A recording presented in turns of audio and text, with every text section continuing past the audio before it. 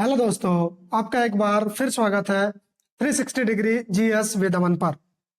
जैसा कि पिछली वीडियो में हमने मौलिक अधिकार के अनुच्छेद 12 एवं 13 पर चर्चा की थी। यदि आपने वो वीडियो नहीं देखी है तो पहले जाकर वो वीडियो देख लें, तब जाके ये वीडियो आपको समझ में आएगी। आज हम बात करने वाले हैं क्षमता का अधिकार यानी राइट टू इक्वलिटी। 14 से लेकर 18 तक जो है भारतीय संविधान के मौलिक अधिकार में प्रदान किए गए हैं और इससे किस टाइप के आपके एग्जाम में प्रश्न बनते हैं, इनको देखेंगे। तो अगर हम बात करें आर्टिकल 14 क्या कहता है, तो आइए समझते हैं। आर्टिकल 14 कहता है विधि के समक्ष समता तथा विधियों का समान संरक्षण। क्या तात्पर्य है इस बात का? आइए इसको नोट डाउन करते हैं पहले, फिर समझते हैं। आर्टिकल 14 ये कहता है विधि के समक्ष समता, विधि के समक्ष क्षमता एवं विधियों का समान संरक्षण। विधियों का समान संरक्षण, पहले तो इनकी भाषा में ही प्रॉब्लम है, क्या कह रहे हैं। इसमें कहता है कि विधि के समक्ष समता, इक्वालिटी बिफोर लॉ, विधि के समक्ष कानून की नजर में सभी लोग समान हैं, ये बात कहता है विधि के समक्ष समता। तो फिर हमें ये क्यों अपनाने की जरूरत पड़ी? विधियों का समान संरक्षण, इक्वल प्रोटेक्शन ऑफ लॉज क्या कहता है, इसको समझते हैं। इसको कहते हैं इक्वलिटी बिफोर लॉ, और ये कहता है इक्वल प्रोटेक्शन ऑफ लॉज। इसका मतलब विधि के समक्ष क्षमता, कानून की नजर में सभी लोग समान हैं, और यह कहता है कि सभी लोगों को कानून का संरक्षण समान रूप से प्राप्त है।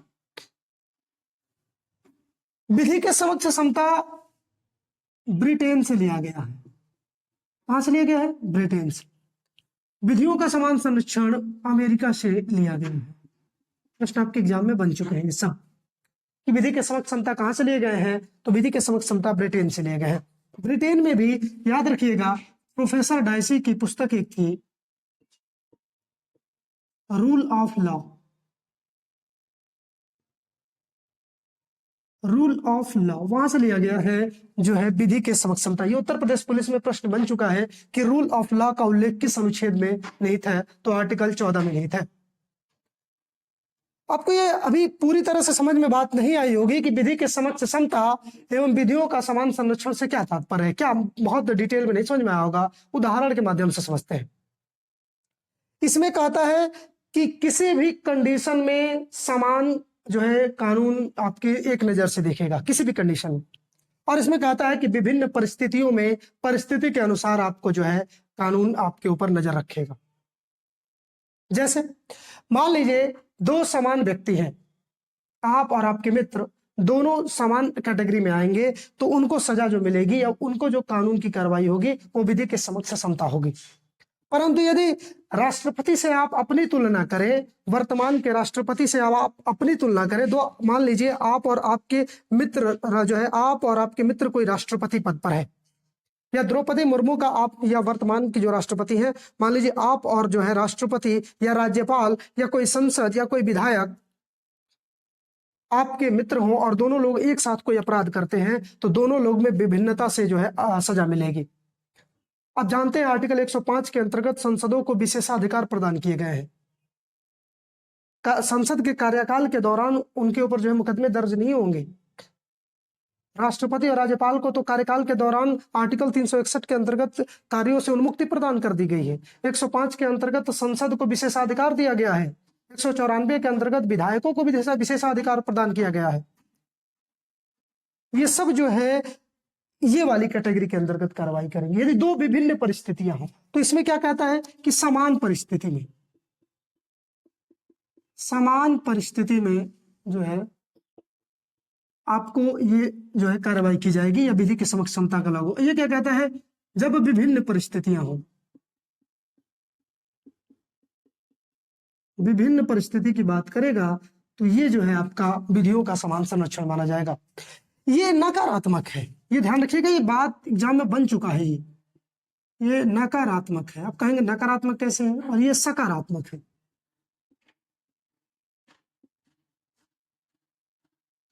नकारात्मक इसलिए है कि इसमें इस किसी भी प्रकार से जो है आपको भेदभाव नहीं देखने को मिलता है, किसी भी प्रकार से छूट प्रदान नहीं की गई है। निगेटिविटी इसलिए है कि ये लागू नहीं हो पाता है पूरी तरह से। मैंने अभी कहा कि आप और एक विधायक दोनों लोग मित्र हैं और दोनों लोग जो है किसी भी कार्यों में जो है संलिग्ध हैं, अगर जो है मामला फौजदारी का है तो आपके ऊपर कार्रवाई होगी, लेकिन विधायक के ऊपर कुछ दिन डिले होगा। कहाँ समान, विधि के समक्ष समता, कानून के नजर में कहाँ सभी लोग समान है, वो कंडीशन ये कंडीशन पे लागू होगी। विधियों का समान संरक्षण, विधायक की तुलना विधायक से करिए, न कि एक आम जनता से। यदि दो विधायक किसी कार्य में संलिग्ध हैं तो उनको जो है विधि के समक्ष समता के अधिकार समान परिस्थितियों में दंड दिया जाएगा या कार्रवाई की जाएगी। ये ध्यान रखिएगा। क्या क्या सीखने को मिला कि विधि के समक्ष समता ब्रिटेन से लिया गया है, प्रोफेसर डाइसी की पुस्तक रूल ऑफ लॉ से है, और यह एक नकारात्मक है, इसमें भेदभाव नहीं पाया जाता है। विधि के समक्ष समता में भेदभाव नहीं पाया जाता है, इसमें भेदभाव पाया जाता है। ये सकारात्मक प्रवृत्ति का है, जब विभिन्न परिस्थितियां हो तब ये रूल लागू होगा, और ये अमेरिका से लिए गए हैं, ये ध्यान रखिएगा। और आर्टिकल 14 से एक और प्रश्न आता है कि आर्टिकल जो 14 है ये नैसर्गिक न्याय का सिद्धांत फॉलो करता है। नैसर्गिक न्याय का सिद्धांत, ये क्या है भाई, ये प्रश्न कैसे बनता है कि नैसर्गिक न्याय का सिद्धांत किस अनुच्छेद में निहित है, तो आर्टिकल 14 में है, नेचुरल जस्टिस। नैसर्गिक न्याय का मतलब नेचुरल जस्टिस, न्याय की बात किस अनुच्छेद के अंतर्गत की गई है, आर्टिकल 14 के अंतर्गत की गई है। तो ध्यान रखिएगा, विधि के समक्ष समता एवं विधियों का समान संरक्षण आर्टिकल 14 में निहित है। कहां से लिया गया है विधि के समक्ष समता? ब्रिटेन से, और विधियों का समान संरक्षण अमेरिका से। तो ये तो रहे आपके आर्टिकल 14 से संबंधित बनने वाले प्रश्न। अब बात करेंगे दोस्त आर्टिकल 15 से आपके एग्जाम में किस तरह से प्रश्न बनते हैं। आर्टिकल 15, आर्टिकल 15 कहता है कि धर्म, मूल, वंश, जाति, लिंग, जन्म स्थान के आधार पर विभेद का प्रतिषेध। क्या कहता है, पहले हेडिंग लिखते हैं फिर समझते हैं। धर्म, मूल, वंश, रिलीजन, रेस, जाति, कास्ट, लिंग, सेक्स, धर्म, मूल, वंश, जाति, लिंग एवं जन्म स्थान बाई बर्थ, जन्म स्थान के आधार पर विभेद का प्रतिषेध।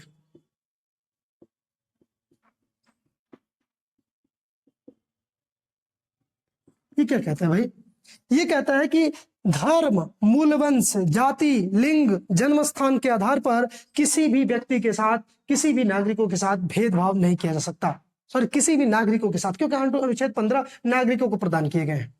तो ध्यान रखिएगा, धर्म, मूल, वंश, जाति, लिंग, जन्म स्थान के आधार पर विभेद का प्रतिषेध, भेदभाव करने से रोका गया है। अब इसके अन्य उपबंध भी हैं, इनको भी देखेंगे कि इनके उपबंध क्या क्या है। तो ये तो 15 रहा, आर्टिकल 15 जो डायरेक्ट बात करता है। अगर हम बात करें आर्टिकल 15(1) के बारे में, 15(1) क्या कहता है? कहता है कि राज्य सरकार, आप जानते हैं कि मौलिक अधिकार जो है राज्य के विरुद्ध प्रदान किए गए हैं। राज्य सरकार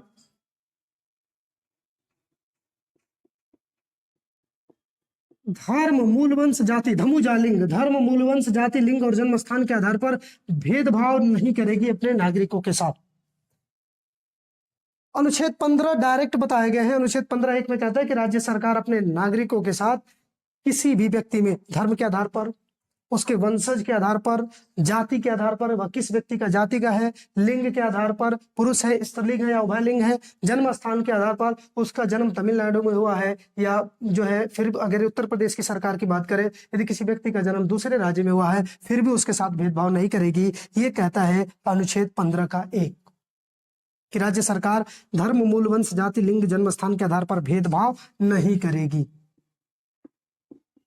भेदभाव क्या करेगी? नहीं करेगी, ये ध्यान रखिएगा। 15(1) कहता है। 15(2) क्या कहता है? 15(2) कहता है सार्वजनिक स्थल, सार्वजनिक स्थल। इसमें आधार क्या दिया गया है? सार्वजनिक स्थल के आधार पर किसी भी व्यक्ति को जो है भेदभाव नहीं कर सकते हैं। एक बात यहां ध्यान रखिएगा, अनुच्छेद 15 या मौलिक अधिकार आप जानते हैं कि राज्य के विरुद्ध प्रदान किए गए हैं, परंतु आर्टिकल 15 स्पेशली जो है, और 17, 15 हो गए, 17 हो गए, 23 हो गए, 24 हो गए, कुछ अनुच्छेद ऐसे हैं जो राज्य सरकार के विरुद्ध तो प्रदान किए गए हैं, लेकिन वो जो है भारत के नागरिकों को भी दिए गए हैं कि एक नागरिक दूसरे नागरिक के साथ किसी भी तरीके से सार्वजनिक स्थल, मान लीजिए किसी व्यक्ति को या किसी भी व्यक्ति को सरकारी नलकूप में जो है क्या करने दिया जा रहा है, पानी पीने से रोक दिया जा रहा है, तो वो जो है सार्वजनिक स्थल पर भेदभाव माना जाएगा और ये नहीं कर सकते। 15 जो है स्पष्टता कहा गया है, नलकूप जो है सार्वजनिक तालाब कुओं पर पानी पीने से आप किसी भी व्यक्ति को नहीं रोक सकते। किस आधार पे? धर्म, मूल, वंश, आधार क्या होगा? हर अनुच्छेद में आधार यही होगा, 15 और 16 में धर्म, मूल, वंश, जाति, लिंग, जन्म स्थान के आधार पर, धर्म के आधार पर किसी व्यक्ति को तालाब में या सरकारी नलकूप या पानी पीने से आप प्रतिबंधित नहीं लगा सकते, या कुएं पर। तो ये ध्यान रखिएगा, सार्वजनिक स्थल पर भेदभाव से रोका गया है। ये जो इसका मतलब होता है रोका जाना, भेदभाव से क्या किया गया है? रोका गया है। 15 का 3, अब यहां से समझने वाली पॉइंट है। अभी तक तो हम पढ़ रहे थे कि अनुच्छेद 15 जो है इन मामलों में दिए गए हैं जिनमें जो है बात कही गई है कि हम किसी भी तरीके से भेदभाव नहीं करेंगे, लेकिन 15(3) से अपवाद शुरू हो जाते हैं। और 15(3) क्या कहता है मेरे भाई? 15(3) कहता है कि महिलाओं एवं बालकों, ये इंपॉर्टेंट है, महिलाओं एवं बालकों के लिए विशेष प्रावधान।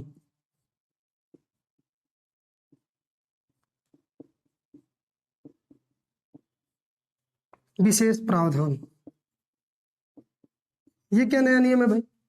ये कहता है कि महिलाओं एवं बालकों के लिए राज्य सरकार विशेष प्रावधान कर सकती है। अभी ऊपर कहा गया था कि किसी भी प्रकार के जो है भेदभाव नहीं करेंगे लिंग के आधार पर, स्त्री हो या पुरुष हो, किसी भी तरीके से भेदभाव नहीं करेंगे।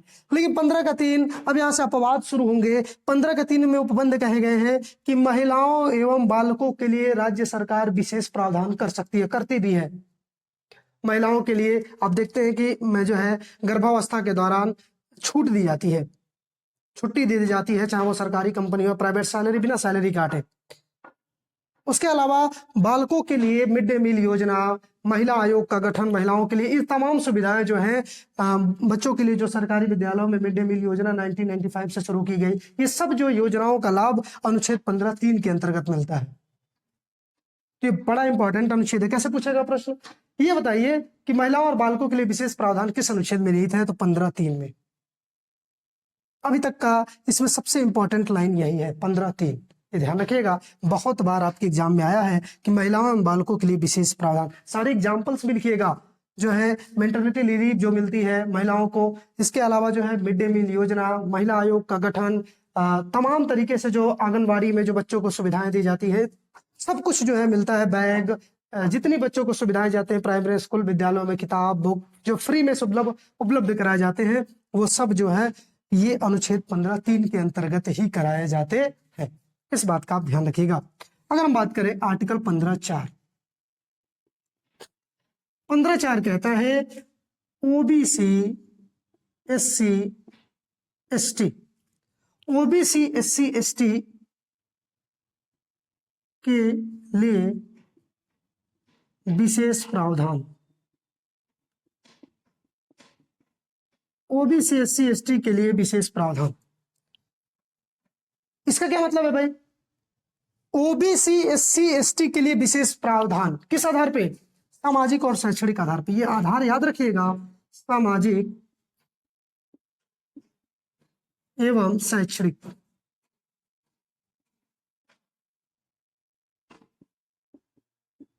सामाजिक एवं शैक्षणिक आधार पर ओबीसी, एससी, एसटी के लिए किस आधार पर जो है छूट प्रदान किए गए हैं? सामाजिक और शैक्षणिक आधार पर। याद रखिएगा, यहाँ रोजगार को छोड़ के बात हो रही है, रोजगार के अलावा शिक्षण संस्थान में आप देखते होंगे सरकारी या जो है, अब तो प्राइवेट भी आगे, अभी चलकर देखेंगे प्राइवेट में भी ये छूट प्रदान किए गए हैं। सरकारी विद्यालयों में ओबीसी एससी एसटी के लिए सीटें रिजर्व कर दी जाती हैं। और भी इसके अलावा रोजगार को छोड़कर फीस में कटौती कर दी जाती है। किसी भी प्रकार को जो सुख प्रधानी कोटा में जो आता है उत्तर प्रदेश में जो है ग्राम प्रधान चुनाव में जो सीटें रिजर्व होकर आती हैं, रोजगार को छोड़कर जहां भी कहीं आपको ओबीसी एससी एसटी के लिए छूट दिखे, आरक्षण दिखे, वो मामला 15(4) है। कैसे प्रश्न आएगा? ओबीसी एससी एसटी के लिए जो है विशेष प्रावधान किस अनुच्छेद के अंतर्गत किए गए हैं? 15(4) के अंतर्गत। किस आधार पर आरक्षण दिए गए हैं? सामाजिक और शैक्षणिक आधार पर। यहाँ ध्यान रखिएगा, यहाँ आर्थिक शब्द नहीं है, आगे चल के आर्थिक शब्द आएगा और बवाल करेगा।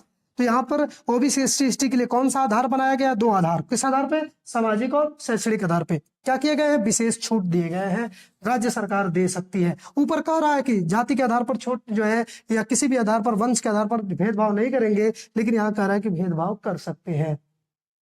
ये अब अपवाद चल रहे हैं 15(3) और 4 राज्य सरकार करती भी है, ये भी ध्यान रखिएगा। 15(5) 15(5) कहता है कि ओबीसी एससी एसटी के लिए निजी शिक्षण संस्थान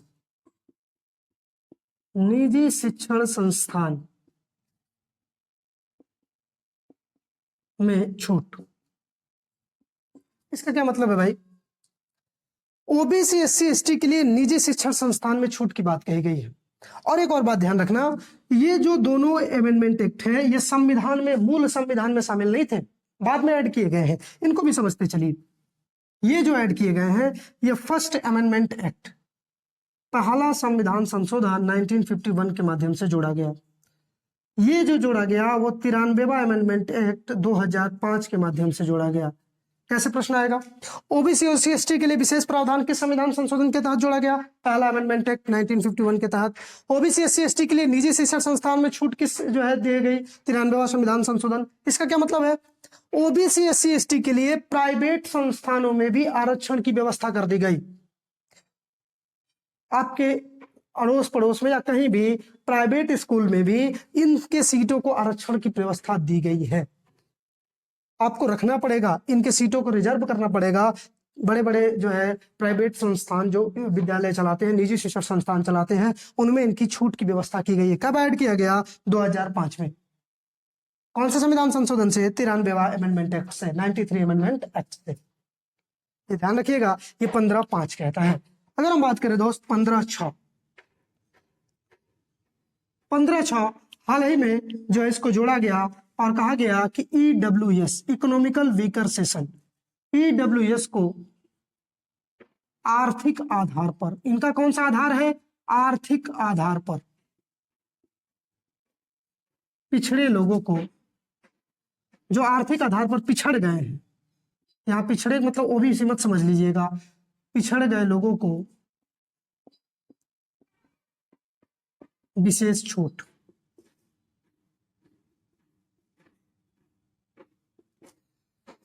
ईडब्ल्यूएस, इकोनॉमिकल वीकर सेशन को आर्थिक आधार पर पिछड़ गए लोगों के लिए विशेष छूट का प्रावधान किया गया है। यह भी बाद में ऐड किया गया है। और कौन सा अमेंडमेंट एक्ट? 103वां संविधान संशोधन अधिनियम 2019। मोदी सरकार ने ईडब्ल्यूएस को, यहाँ याद रखिएगा, ध्यान रखिएगा, रोजगार में आरक्षण, ये रोजगार के अलावा, याद होगा ग्राम प्रधान का जो चुनाव हुआ पिछली बार, अभी हाल ही में जो पिछली बार ग्राम प्रधान का चुनाव हुआ, उसमें रोकी गई थी आपके जो है, कुछ लेट हुआ था सीटों को लेकर। मामला यही था, ईडब्ल्यूएस को आरक्षण दिया जाए या प्रधानी कोटा में ना दिया जाए। दिया जाए तो कैसे? मामला कोर्ट में था और विचाराधीन था। तो ईडब्ल्यूएस को भी अब जो है आरक्षण का प्रावधान मिल गया है। किस आधार पर? आर्थिक आधार पर। ये लाइन याद रखिएगा। जबकि ओबीसी एससी एसटी का आधार क्या है? सामाजिक और शैक्षणिक आधार है। समाज से पिछड़े हुए हैं और शिक्षा से पिछड़े हुए हैं, इसलिए इनको आरक्षण। जबकि जनरल कैटेगरी को, सवर्ण वर्ग को आर्थिक आधार पर, फाइनेंस के आधार पर आरक्षण का प्रावधान किया गया है, जो 15(6) में निहित है। ये सारे आपके एग्जाम में प्रश्न बनने वाले हैं। ये महत्वपूर्ण उपबंध है 15 के, और इनको आप ध्यान रखिएगा। अब बात करें अगर हम आर्टिकल 16, आर्टिकल 16 क्या कहता है, इसको समझते हैं। आर्टिकल 16 कहता है लोक नियोजन में अवसर की समानता। लोक नियोजन में अवसर की समानता। ये क्या है भाई? लोक नियोजन में अवसर की समानता का क्या तात्पर्य है? अर्थात रोजगार में आरक्षण। मैंने कहा था इन सब में आप रोजगार, नौकरी शब्द नहीं लाएंगे। नौकरी के अलावा जो भी आरक्षण 15, नौकरी में आरक्षण 16, इसका मतलब रोजगार में आरक्षण। इसके भी उपबंध है, इसके भी उपबंध को ध्यान रखिएगा। 16(1) कहता है कि राज्य सरकार धर्म, मूलवंश, जाति, लिंग, जन्मस्थान के आधार पर रोजगार में या नियोजन में या नियुक्ति में किसी भी व्यक्ति के साथ भेदभाव नहीं करेगी। ये ध्यान रखिएगा। राज्य सरकार क्या कहता है कि धर्म, मूलवंश, जाति, धमुजालिंग एवं जन्म स्थान के आधार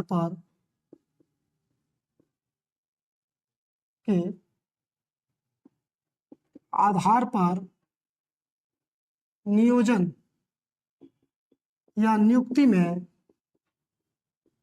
भेदभाव नहीं करेगी। भेदभाव नहीं करेगी। राज्य सरकार को भेदभाव करने से रोका गया है। किसमें? 16(1) में सीधा से कहा गया है कि राज्य सरकार सुनो, किसी भी व्यक्ति को यदि तुम अपने राज्य में नौकरी दे रहे हो तो आप क्या करना कि आप जो है इन सब आधारों पे भेदभाव न करना। या फिर ध्यान रखिएगा 15, 16, 19, 29, 30 भारतीय नागरिक को प्रदान किए गए हैं। किसको प्रदान किए गए हैं? भारतीय नागरिक को। यहाँ विदेशी व्यक्ति की बात नहीं हो रही है, यहाँ अपने देश के लोगों की बात हो रही है। राज्य सरकार धर्म, मूलवंश, जाति, लिंग, जन्मस्थान के आधार पर नियुक्ति या नियोजन में यानी रोजगार में किसी तरीके से भेदभाव नहीं करेगी। ये 16(1) कहता है। 16 का एक उपबंध कहता है। 16(2) क्या कहता है? 16(2) कहता है कि उद्भव या एवं विकास के आधार पर, निवास के आधार पर, उद्भव एवं निवास के आधार पर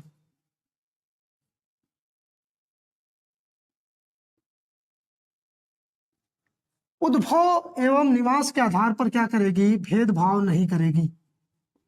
यदि किसी व्यक्ति का उद्भव हुआ है, मान लीजिए उसका जो है जन्म कहीं और हुआ है, वो आकर उसका पालन पोषण या उसको अपना राज्य उत्तर प्रदेश बढ़िया लगने लगा और उत्तर प्रदेश में वो बढ़कर शिक्षा ले रहा है, नौकरी सरकार दे रही है, तो उस आधार पर भेदभाव नहीं करेगी। अभी आगे चलकर देखेंगे भेदभाव कराएगी सरकार, खूब बढ़िया बवाल होता है इसमें जो है, इस पर ध्यान रखिएगा। निवास के आधार पर मान लीजिए उस व्यक्ति का निवास, पहले वाले उद्भव का क्या मतलब है? उद्भव का मतलब है कि यदि कोई व्यक्ति जो है दूसरे राज्य का है और यहाँ आकर वो पढ़ रहा है तो राज्य सरकार यदि यहाँ के नौकरी में उसके साथ भेदभाव नहीं करेगी, ये कहता है। निवास का कहता है, मान लीजिए कोई दूसरे राज्य का व्यक्ति है, मध्य प्रदेश का व्यक्ति है और उत्तर प्रदेश के जो है निवास के आधार पर नौकरी ले रहा है, उत्तर प्रदेश के निवासी जो है नौकरी ले रहा है, उत्तर प्रदेश की सरकार की नौकरी ले रहा है, उसका निवास मध्य प्रदेश का है, तो राज्य सरकार उत्तर प्रदेश के उसके साथ भेदभाव नहीं करेगी। ये कहता है 16(2). सिंपल सी बात है, ये भेदभाव करने से रोका गया है। कहाँ पे? रोजगार में। परंतु 16(3) से फिर से बवाल शुरू होगा और 16(3) कहता है कि यदि निवास के आधार पर राज्य सरकार चाहे तो अपने नागरिकों को प्राथमिकता दे सकती है। पहले लिख लेते हैं फिर समझते हैं। निवास के आधार पर प्राथमिकता, प्राइमरी दे सकती है। इसका क्या मतलब हुआ? आप जानते हैं कि उत्तर प्रदेश की कोई यदि वैकेंसी आती है तो उत्तर प्रदेश सरकार क्या करती है? 10% ही केवल सीटें दूसरे राज्यों के लिए रिजर्व करती है, ये छोड़ती है। बाकी 90% सीट जो है अपने लोगों को, उत्तर प्रदेश अपने नागरिकों को जो है अपने निवास स्थल को क्या करती है? प्राथमिकता देती है। ये बात 16(3) से उसे इजाजत मिलती है कि राज्य सरकार यदि चाहे तो अपने राज्य की नौकरियों में अपने राज्य के लोगों को प्राथमिकता दे सकती है। अभी ऊपर कह रहा था कि निवास के आधार पर भेदभाव नहीं कर रहेंगे, लेकिन 16(3) कहता है कि आप प्राथमिकता दे सकते हो, कोई दिक्कत नहीं है भाई, ये अपराध नहीं है। और आप तो देख भी रहे हैं धीरे धीरे राज्य जो है दूसरे राज्यों पर प्रतिबंध लगा रहे हैं इसी आधार पर और कह रहे हैं कि हम अपने ही राज्य में केवल अपने नागरिकों को नौकरी देंगे। तो ये ध्यान रखिएगा 16(3). अब जो सबसे बड़ा बवाल आया वो है 16(4). ये क्या कहता है? 16(4) के उपबंध क्या कहते हैं, इसको समझते हैं। 16(4) कहता है ओबीसी, SC, ST को रोजगार में आरक्षण, रोजगार में आरक्षण। फिर से ध्यान से सुनिएगा, ओबीसी एससी एसटी को रोजगार में आरक्षण, इसका क्या मतलब है? पहले जब संविधान निर्माण हुआ तो उस समय तो एससी एसटी के आरक्षण का प्रावधान था। एससी को जो है 15%, एसटी को 7.5% आरक्षण की बात की गई, लेकिन ओबीसी का आरक्षण बवाल बना हुआ था। ओबीसी के आरक्षण की चर्चा नहीं थी, यहां तक कि ओबीसी के संवैधानिक दर्जा भी नहीं दिया गया था। हाल ही में मोदी सरकार ने ओबीसी को संवैधानिक दर्जा दिया है 102 अमेंडमेंट एक्ट करके, ये ध्यान रखिएगा। इसके बाद जो है ओबीसी से संबंधित आरक्षण कब प्रदान किए गए, कैसे ओबीसी को 27% आरक्षण मिला, आइए इस बात पर 16/4 के माध्यम से चर्चा करते हैं। तो सबसे पहले दोस्त 1953 में पंडित जवाहरलाल नेहरू की सरकार थी और उस समय राजेंद्र प्रसाद भारत के राष्ट्रपति थे। एक समिति का गठन किया गया जिसका नाम था काका कालेलकर समिति, और इनसे कहा गया कि आप ओबीसी पर रिपोर्ट बनाइए। इन्होंने अपनी रिपोर्ट दी और कहा कि 2399 जातियों को ओबीसी का दर्जा दे दिया जाए। अभी जातियों का फिक्स ही नहीं थे, आर्टिकल 340 के अंतर्गत ओबीसी आयोग के गठन की बात की गई है। ओबीसी जातियों को लेकर भी बवाल था कि कितनी जातियों को ओबीसी में रखा जाए, नहीं रखा जाए, कितना आरक्षण दिया जाए, इन सब मामलों पे बवाल था। तो 1953 में काका कालेलकर समिति, काका कालेलकर समिति किससे संबंधित है? ओबीसी आयोग से। क्या किया इन्होंने कहा कि 2399 जाति को क्या कर दो, ओबीसी का दर्जा दे दो। कब आया? 1993 में। काका कालेलकर समिति, प्रश्न आता है काका कालेलकर समिति का संबंध किससे है? तो ओबीसी आयोग से, ओबीसी जाति से है। इस बात को ठंडे बस्ते में डाल दिया गया और मुद्दा जो है खत्म हो गया इस बात को लेकर। फिर ये जब दोबारा मुद्दा गरमाया 1979, जब गैर कांग्रेसी सरकार बनी, मोरारजी देसाई की सरकार आई, इन्होंने एक समिति का गठन किया। उस समिति का नाम है वीपी मंडल समिति, बिंदेश्वरी प्रसाद मंडल, ये याद रखिएगा। पूरा नाम क्या है इनका? बिंदेश्वरी प्रसाद मंडल समिति। और बिंदेश्वरी प्रसाद मंडल ने अपनी रिपोर्ट दी और कहा कि 3743 जाति को ओबीसी का दर्जा दे दो और इनको 27% आरक्षण देने की बात कही। इन्होंने, बिंदेश्वरी प्रसाद ने अपनी रिपोर्ट तो सौंप दी, परंतु फिर जो है इनकी सरकार गिर गई, सरकार बदलती रही, फिर कांग्रेस की सरकार आई और फिर कुछ दिन बाद जो है ये मामला ठंडे बस्ते में चला गया। अब जो है बदलाव आया 1990 में। ओबीसी के आरक्षण की मांग तेज हो रही थी। 1990 में बीपी सिंह की सरकार थी, विश्वनाथ प्रताप सिंह, बीपी सिंह की सरकार थी। इन्होंने क्या किया, इसी वीपी मंडल समिति की सिफारिश पर ओबीसी को 27% आरक्षण प्रदान कर दिया। 27% आरक्षण प्रदान कर दिया, ये ध्यान रखना।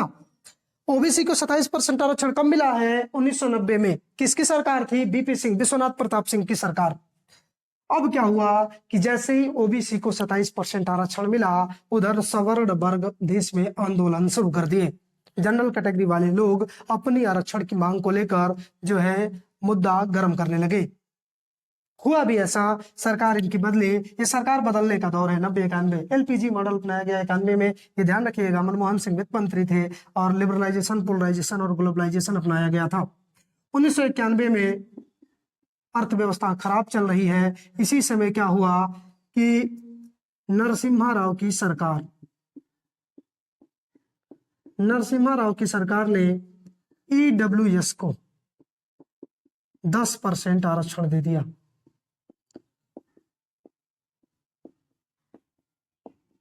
बहुत बड़ा बवाल हो गया।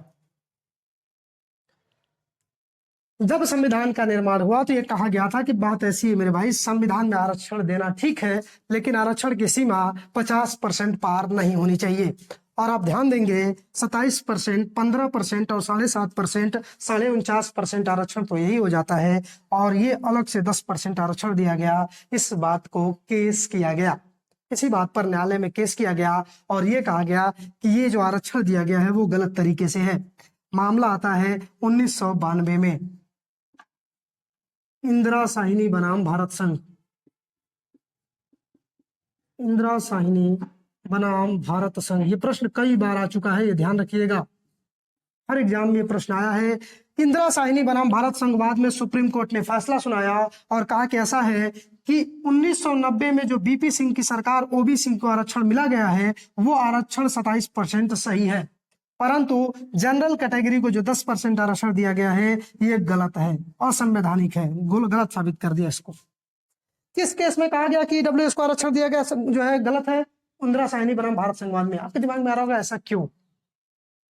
आपके मन में एक प्रश्न उठ रहा होगा कि ये बता दीजिए कि आपने कहा कि ओबीसी को आरक्षण जो है देने की बात 27% सही ठहराया गया कोर्ट द्वारा और ईडब्ल्यूएस को गलत ठहरा दिया गया, तो फिर आपके मन में एक और प्रश्न आएगा कि ये बता दीजिए कि अभी हाल ही में मोदी सरकार ने ईडब्ल्यूएस को 10% आरक्षण दिया, तो फिर इसे सुप्रीम कोर्ट ने अभी हाल ही में कुछ महीने पहले इसे सही ठहराया गया और कहा गया कि ईडब्ल्यूएस को आरक्षण दिया गया संवैधानिक है।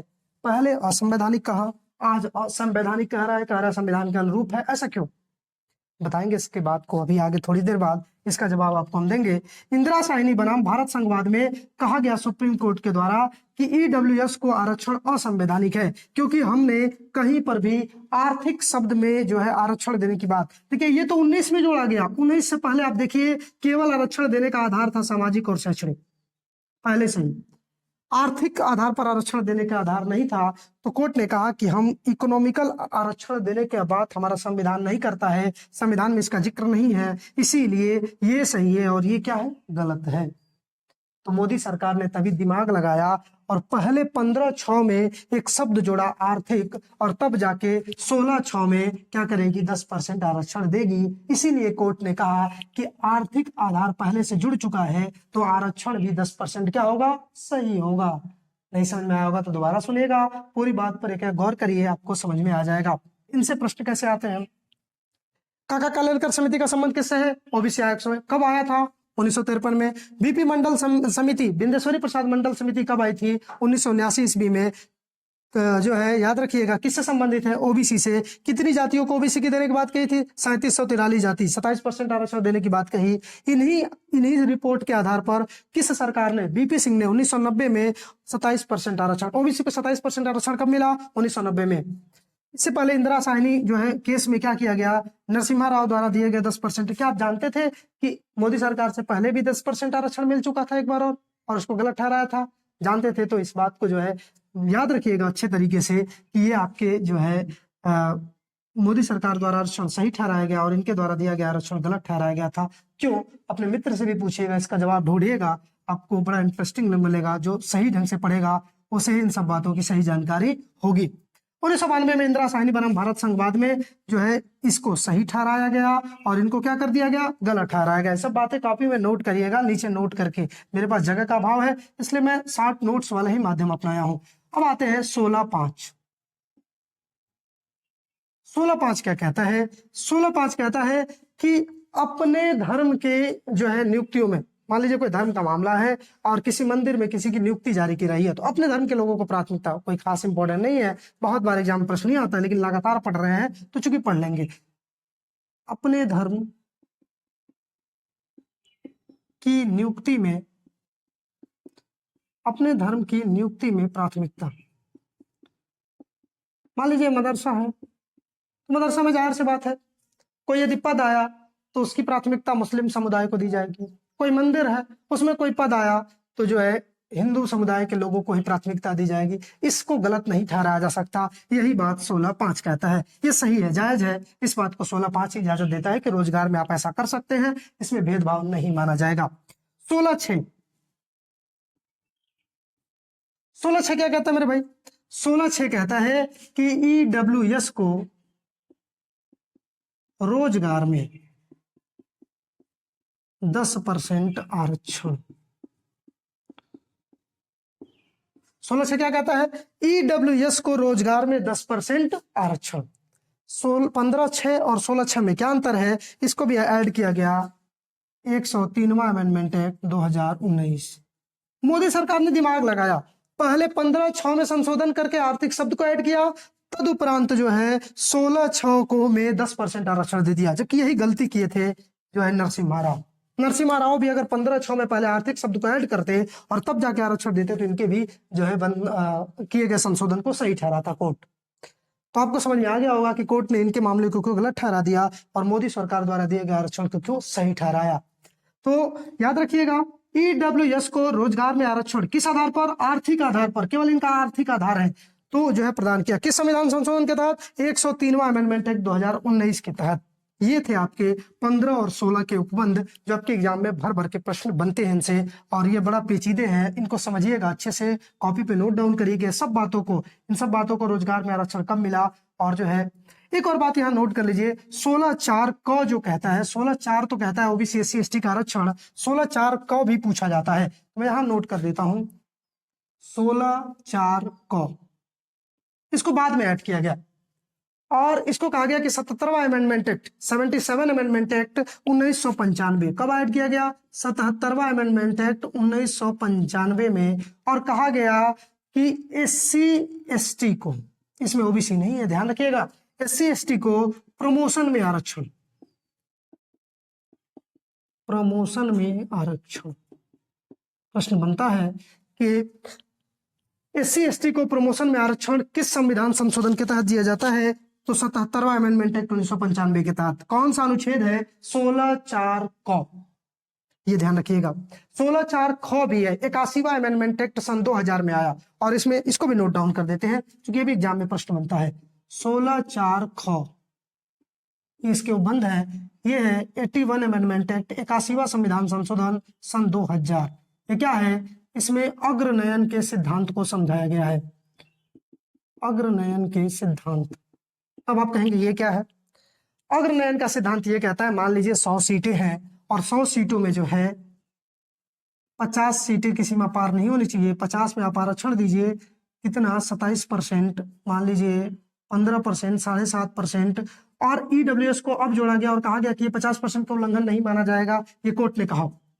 अगर मान लीजिए ओबीसी की 27 सीट नहीं भरती है, खाली रह जाती है, तो अगले साल जब यही वैकेंसी आएगी तो इसमें बची हुई सीटों को एक अलग वर्ग में रखा जाएगा, भले ही ये सीट एक्स्ट्रा हो जाएगी, तब तो मान लीजिए फिर अगली बार 27 आनी चाहिए ओबीसी की, लेकिन 10 खाली रह गई तो अगली साल 37 सीट आ जाएगी। तो आप कहेंगे 27% आरक्षण का तो उल्लंघन है, लेकिन नहीं होगा, क्योंकि पिछली साल सीट क्या रह गई थी? खाली रह गई थी, तो उसको एक अलग वर्ग में रखा जाएगा, और भले ही वह 50% पार हो जाए, ये जो है उल्लंघन नहीं माना जाएगा 50% सीमा का। इसी सिद्धांत को कहते हैं अग्रनयन का सिद्धांत। तो ये ध्यान रखिएगा, 81वां अमेंडमेंट एक्ट सन 2000 द्वारा 16/4 ख में जो है इसकी बातें की गई है। इसके बाद अगर हम बात करें दोस्त अनुच्छेद 17 की, तो 17 कहता है, आप नोट करिएगा, अनुच्छेद 17 कहता है अस्पृश्यता का अंत, छुआछूत से भेदभाव करता है। क्या करता है? छुआछूत से भेदभाव। आर्टिकल 17, आर्टिकल 17 क्या कहता है? अस्पृश्यता का अंत, अस्पृश्यता का अंत, छुआछूत से भेदभाव। याद रखिएगा, किसी भी प्रकार से राज्य सरकार या एक व्यक्ति दूसरे व्यक्ति से भेदभाव नहीं कर सकते किसी भी कंडीशन में।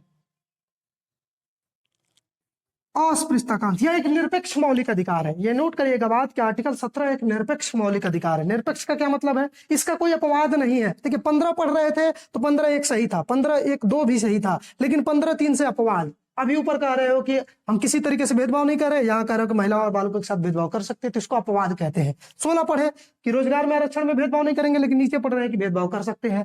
तो लेकिन 17 में किसी भी प्रकार से आपको छूट नहीं दी रही है, कोई ऐसा कंडीशन नहीं बनाया गया कि इस कंडीशन के आधार पर आप भेदभाव कर सकते हैं, नहीं कर सकते किसी भी कंडीशन में। तो आर्टिकल 17 अस्पृश्यता कानून भी बनाया गया है। ये प्रश्न आपके यूपी पुलिस से संबंधित कई एग्जामों में आ चुका है। 1955 में अस्पृश्यता निवारण अधिनियम, अस्पृश्यता निवारण अधिनियम, ये ध्यान रखिएगा, अस्पृश्यता निवारण अधिनियम, ये जो है ये बात करता है 1955। 1976 में इसका नाम बदल दिया गया और नागरिक अधिकार संरक्षण अधिनियम कर दिया गया। नागरिक अधिकार संरक्षण अधिनियम, ये भी नोट कर लीजिएगा। इसका वर्तमान में अस्पृश्यता निवारण अधिनियम नाम न होकर के नागरिक अधिकार संरक्षण अधिनियम है। ये आर्टिकल 17। आर्टिकल 17 कैसा अधिकार है? निरपेक्ष मौलिक अधिकार है, जिसका कोई अपवाद नहीं है, निरपेक्ष है, ये भी ध्यान रखिएगा। इसके अलावा अगर हम बात करें अनुच्छेद 18 की, तो दोस्तों अनुच्छेद 18 ध्यान रखिएगा, यहां पर हम नोट करते हैं आर्टिकल 18। आर्टिकल 18 कहता है उपाधियों का अंत। उपाधियों का अंत, इसका मतलब किसी भी प्रकार की उपाधि आपको लीगल नहीं मानी जाएगी। राजा साहब, बाबू साहब, कुंवर साहब, हम फलाना वंशी, सूर्यवंशम, चंद्रवंशम, ये सब उपाधियां जो है समाप्त कर दी गई आर्टिकल 18 के अंतर्गत। कहा गया कि किसी भी उपाधि नहीं रख सकते हैं, परंतु इसमें अपवाद है या निरपेक्ष नहीं होगा, क्योंकि इसमें 2 कंडीशन दिए गए हैं। कौन कौन से? शिक्षा एवं सेना को छोड़कर, शिक्षा एवं सेना को छोड़कर, शिक्षा एवं सेना को छोड़कर किसी भी प्रकार के आप उपाधि रख सकते हैं। शिक्षा में आप जानते हैं जो है पीएचडी डिग्री धारित करने के बाद डॉक्टरेट की उपाधि मिलती है। सेना में कर्नल, मेजर, ये सब उपाधियां दी जाती हैं। तो इन उपाधियों को छोड़कर बाकी सभी उपाधियां समाप्त कर दी गई। ये अनुच्छेद 18 में निहित है। इस बात का आप ध्यान रखिएगा, आप इसका स्क्रीनशॉट ले लीजिए।